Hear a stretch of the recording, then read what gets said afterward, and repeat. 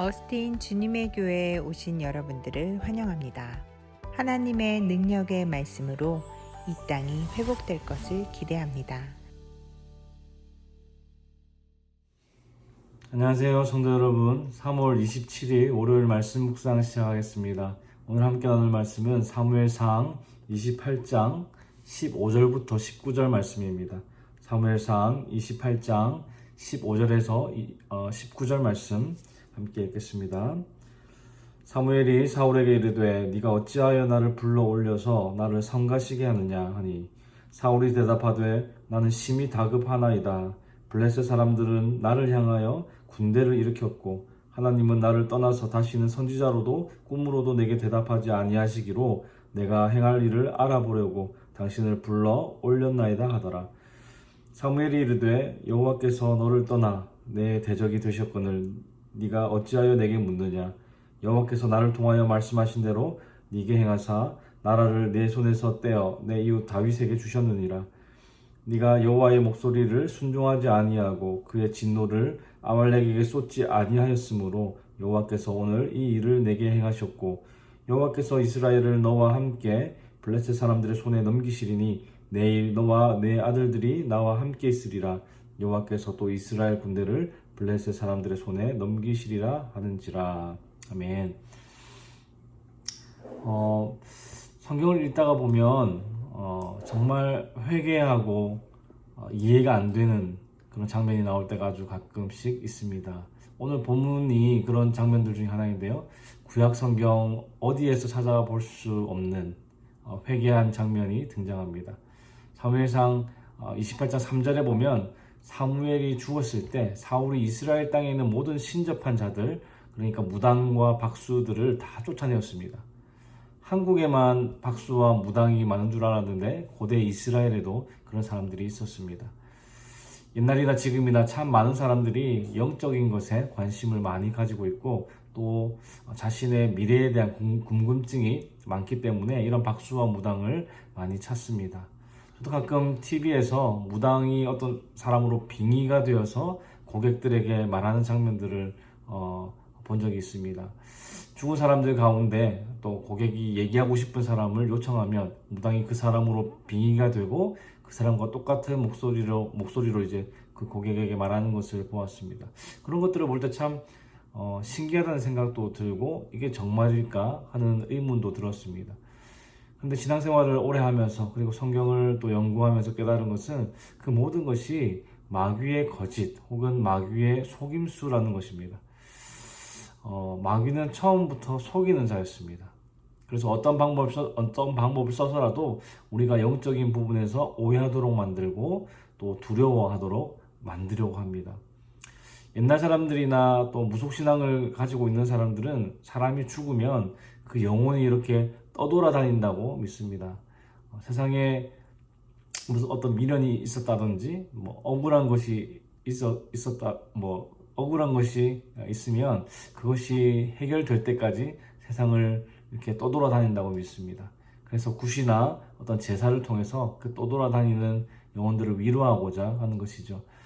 그런데 성경은 그렇게 말씀하고 있지 않습니다.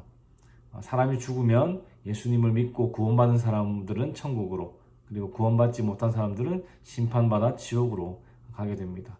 그리고 최후의 날에 구원받은 모든 사람들이 부활의 몸을 입고 부활하게 된다고 말씀합니다. 그래서 억울해서 이 세상을 떠돌아다닌다든지 그런 영혼들은 존재하지 않습니다. 그 존재들은 모두 마귀의 졸개들로서 사람들을 미혹하고 그들로 하여금 마귀를 두려워하게 만드는 존재이죠. 박수무당을 통해서 그들에게 말하고 있는 영혼들이 정말 자신의 어떤 부모나 조상이라고 믿게 만들고 그들을 두려워하여서 그 영혼들을 위로하기 위해 무엇이든 하게 만드는 거짓 영들의 장난질인 것입니다. 이러한 이해를 가지고 우리 주변에서 일어나는 영적인 일들과 또 오늘 본문을 바라보았으면 좋겠습니다. 이스라엘의 왕인 이 사울은 선지자 사무엘을 통해서 신탁을 늘 받았습니다. 사무엘을 통해서 하나님의 뜻을 이렇게 알게 되었지만 사울은 그 하나님의 뜻과 다른 결정과 행동을 할 때가 참 많았습니다. 하나님의 말씀에 순종하지 않았다는 말이죠.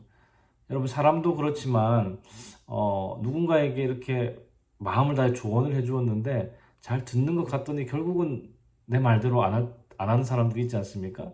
그리고 그 다음번에 다시 조언을 해주었는데 또 내 말을 잘 듣는 것 같은데 내 말대로 하지 않는 그런 사람들이 있습니다. 그러면 그 사람에게 또 조언을 해줄 마음이 들겠습니까, 여러분? 들지 않죠. 어차피 내가 말해도 안 들을 텐데 말해서 뭐하나 하는 생각이 들어서 더 이상 말을 하지 않게 됩니다. 하나님도 마찬가지인 것 같습니다. 우리가 하나님의 말씀에 순종할 마음이 없으면 우리에게 말씀하시지 않습니다.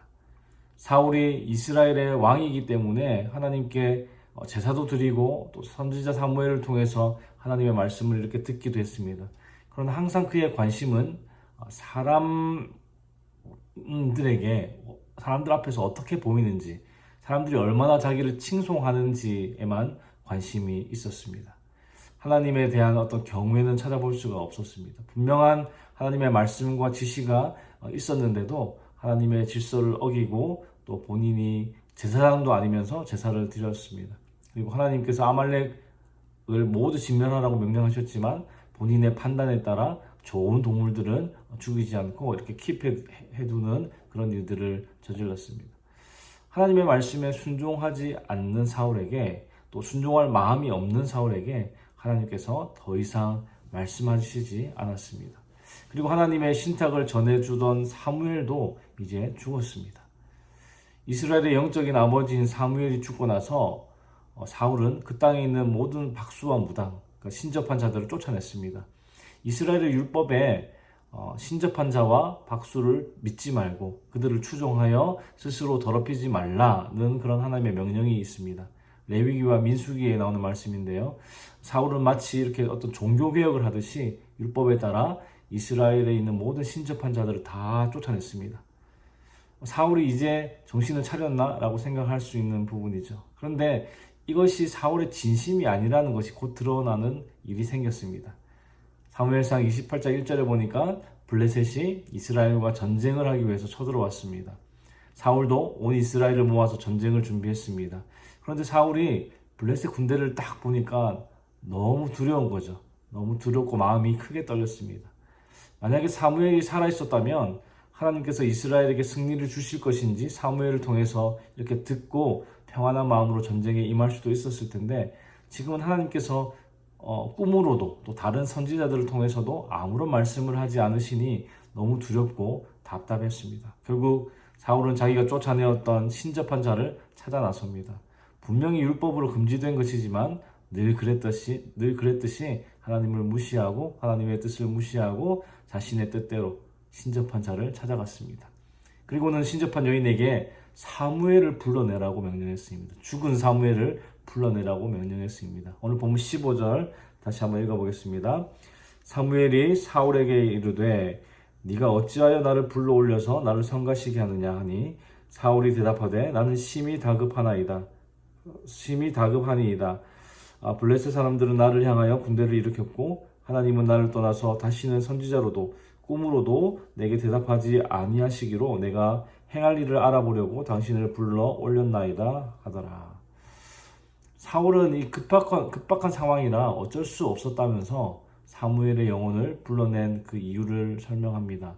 사울은 늘 그랬듯이 급박한 상황이 이렇게 닥치면 하나님도 없고 율법도 없습니다. 인간적인 판단과 마음이 하나님보다 늘 앞섰습니다. 신접한 자들을 다 쫓아냈지만 또 급박한 상황이 되니까 신접한 자를 찾아오는 그 사울의 모습을 통해서 그가 이렇게 행했던 종교 개혁은 진심이 아니었구나 하는 것을 쉽게 알 수가 있습니다. 율법이 금지하는 그 신접한 자를 통해 죽은 사무엘의 영혼을 불러냈습니다. 사무엘의 영혼이 나타나서 왜 나를 불러올려서 이렇게 성가시게 하느냐라고 말합니다. 정말 이 죽은 사무엘의 영혼이 나타난 것일까요? 심지어 사무엘의 영혼이 하는 말을 보면 다 맞는 말입니다. 16절부터 19절까지의 내용을 보면 아말렉을 진멸하라는 그 하나님의 말씀에 사울이 순종하지 않았기 때문에 이 나라를 다윗에게 주셨고 또 이 전쟁을 일으키셨다라고 말합니다. 그리고 내일 사울과 그 아들들이 죽을 것이고 이스라엘 군대가 블레셋에게 패할 것이다 라는 예언까지 합니다. 그리고 이 모든 일은 그대로 일어났습니다.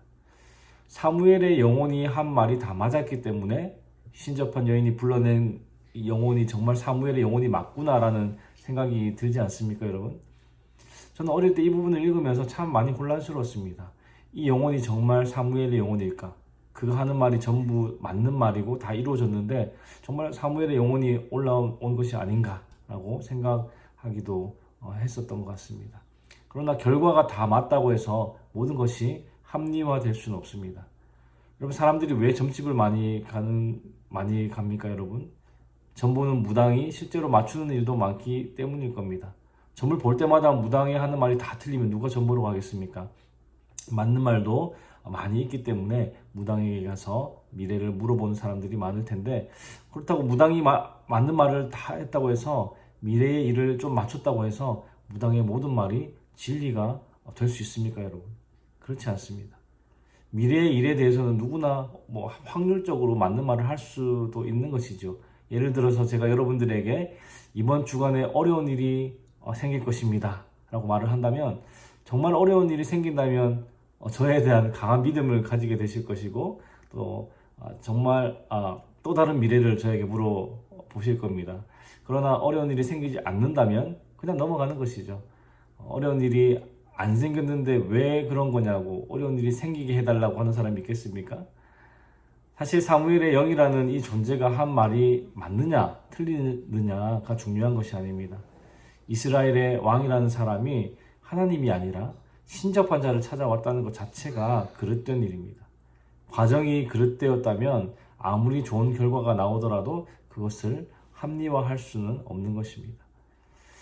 오늘 사울이 사무엘의 영을 불러낸 이야기에 조금 집중을 해서 말씀을 나누었는데요. 이 본문의 내용이 참 회개해서 거기에 관심이 가고 또 집중을 하게 되고 또 생각을 하게 되는 것 같습니다. 그러나 이 말씀을 통해서 우리가 바라봐야 하는 것은 죽은 사무엘의 영이 아니라 회개할 기회를 다 놓쳐버린 사울이라고 생각합니다. 하나님은 세컨 찬스의 하나님이십니다. 우리가 한번 실수한다고 해서 심판과 벌을 내리시고 바로 죽여버리시는 그런 잔인한 하나님이 아니십니다. 늘 사랑으로 오래 참으시고 회개하고 돌이킬 기회를 주시는 분이십니다. 죄를 회개하고 돌이킬 기회를 주시는 하나님이 아니시라면 지금 살아서 이 자리에 앉아있을 사람이 아무도 없지 않겠습니까? 하나님은 사울에게도 세컨 찬스를 주셨습니다. 그리고 사무엘을 통해 사울 왕의 죄를 지적했을 때 그가 하나님 앞에 엎드려 회개하고 돌이켰다면 비참한 최후를 맞이하진 않았을 겁니다. 그러나 사울은 그 모든 기회를 다 놓쳐버렸습니다. 하나님보다 사람 앞에서의 어떤 체면을 지키느라 하나님 말씀에 순종하지 못했습니다. 그 결과 하나님은 더 이상 사울에게 말씀하시지 않으셨고 사울은 블레셋과의 전쟁에서 죽음의 위기를 맞이하게 됩니다. 여러분, 하나님은 사람의 중심을 보시는 분이십니다. 사울이 종교개혁을 한다고 율법에 따라 신접한 자들을 다 쫓아냈지만 하나님의 뜻을 분별할 수 없어서 답답해할 때 스스로 신접한 자를 찾아간 것은 진심으로 종교개혁을 할 마음이 없었다는 것을 뜻하는 것 아니겠습니까?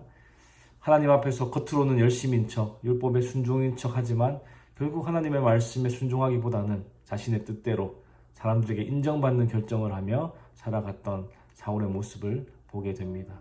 사랑하는 성도 여러분, 이번 한 주간도 각자의 삶의 터전에서 살아가실 때에 내 뜻이 아니라 하나님의 뜻이 무엇인지, 하나님께서 원하시는 것이 무엇인지를 생각하며 살아가는 여러분 되시기를 바랍니다. 그리고 사람의 인정보다 하나님께 인정받는 것을 더 귀하게 여기는 여러분들 되셔서 사울처럼 자신을 위해 하나님의 법을 어기고 하나님의 말씀에 불순종하는 실수를 범하지 않기를 우리 주님의 이름으로 축복합니다. 기도하겠습니다. 하나님 아버지, 참 감사합니다. 오늘 이 아침에도 하나님 앞에 나와 말씀과 기도로 한 주간을 시작하게 하시니 감사합니다. 하나님, 사울 왕이 하나님 앞에서 저질렀던 수많은 실수와 죄악들을 바라보며 사울의 모습을 비판하기도 하지만 사실 사울의 모습이 우리 자신의 모습은 아닌지 돌아보게 됩니다. 하나님의 뜻보다, 하나님의 말씀보다 나의 편안함과 나의 유익과 나의 체면을 더 신경 쓰느라 회개하며 돌이킬 기회를 놓쳐버리진 않았는지 돌아보는 우리 모두가 되게 하여 주시옵소서. 지금 이번 한 주간 우리의 삶의 자리에서 하나님의 뜻이 무엇인지 늘 고민하며 하나님 중심의 삶을 살아가는 우리 주님의 교회 성도님들 다 되게 하여 주시옵소서. 주님, 오늘 하루도 주께서 주시는 힘과 은혜로 살아가기 원합니다. 주의 도우심으로 승리하는 하루 되게 하여 주시옵소서. 감사를 드리며 예수 그리스도의 이름으로 기도하였습니다. 아멘.